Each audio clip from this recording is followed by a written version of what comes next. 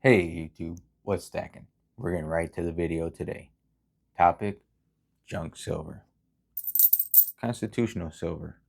90% silver. Whatever you want to call it. It has many names. Now, if you know my channel at all, you know I'm not a huge fan of it, but I still own some of it. I'm not a huge fan because people, they think it's for SHTF. They think it's going to be a barter tool. Me, I really don't see that happening. But that's just my opinion. Now, I picked up some of this stuff because, heck, I find it pretty cool. It's got a history behind it. You never know whose pocket this was in, who was handling it, who flipped it around, who traded it for what.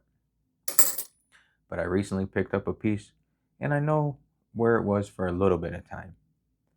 I'm going to show you that piece. But first, I'm going to give you a little history lesson. Now, for those of you that know anything about Las Vegas, there's an old Las Vegas where the older casinos are. Now there's a casino down there, might be renamed by now. Heck, I don't know. But it was originally called the Horseshoe Casino. It was built and owned by Benny Binion in the 1950s, which in the 1950s, that's when he got in trouble for tax evasion. Sold some of it, some of the rights. Family got some of the rights back. His youngest son, Teddy Binion, took over. Now, Teddy Binion was a big fan of silver dollars, 90% silver in general, along with some gold. We're going to get to that part here in a second. Along with Teddy Binion and his gold and silver, he had an addiction to illicit drugs, they said. So, Nevada Gaming Control Board, they don't like owners messing with drugs. Lost his license in 1998.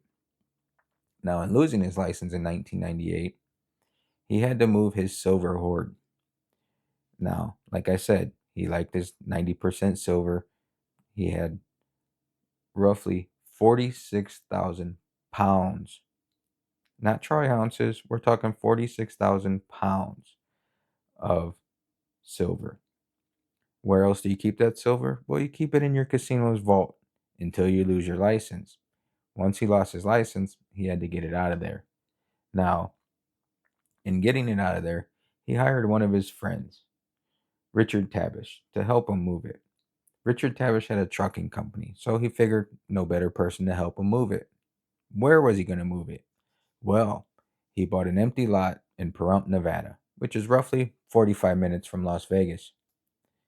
It was along a busy highway, so he figured if he put it there, it'd be safe.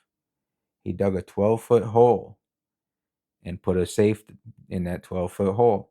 So he figured nobody's going to dig that deep on the side of the highway without getting caught. Well, he had Richard Tabish and a couple other friends help him move it. It took 200 carts and roughly 5 hours to get it out of the casino. They started around 1 a.m., didn't finish till around 6 a.m.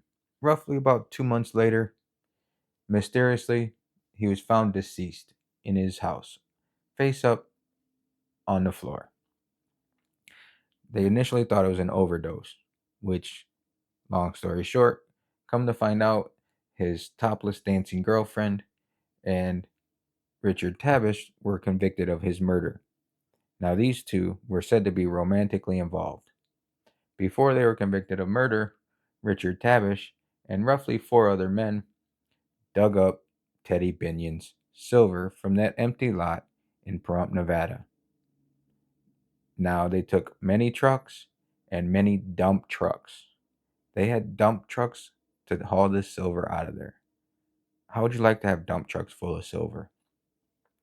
Along with this silver, there were also an unknown number, of double eagle $20 gold pieces, a collection of antique coins and currency from the Civil War era, and those were never found. Now, obviously, they held all this for evidence. After the case was said and done, in 2001, the estate sold the silver coins to Spectrum Numismatic International for then, which was 3.3 million. And at the time of the article that I'm reading, in 2023, it was worth 6.2 million. Now we all know it's gone up since then, so you can do the math and see what it would add up to be if you'd like. There were approximately 50,000 silver coins that were uncirculated, and some of the coins remained in the original mint bags.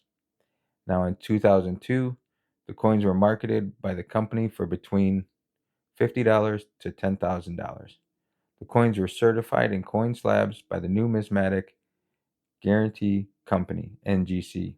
According to NGC, there were 100,000 high quality US silver dollars in this collection. Now, there was also said to be some dimes and quarters, which you can find on eBay. I found this on eBay. Now for the reveal. This is the first slabbed coin I have, which I thought was pretty cool. And the slab 1922 $1 Binion Collection MS62. Let me know if you know the history of any of your coins, slabbed or not slabbed. I found it an interesting story, and I hope you guys found it interesting too. Now, speaking of interesting, if you found it interesting and you stuck around this long, do me a favor. You know the drill. Thumbs up, like, subscribe, share, comment, all that stuff. Tell me if you'd pay a little extra just because of the history of this. And until next time, you know what it is, guys. I'll catch you on the flip side.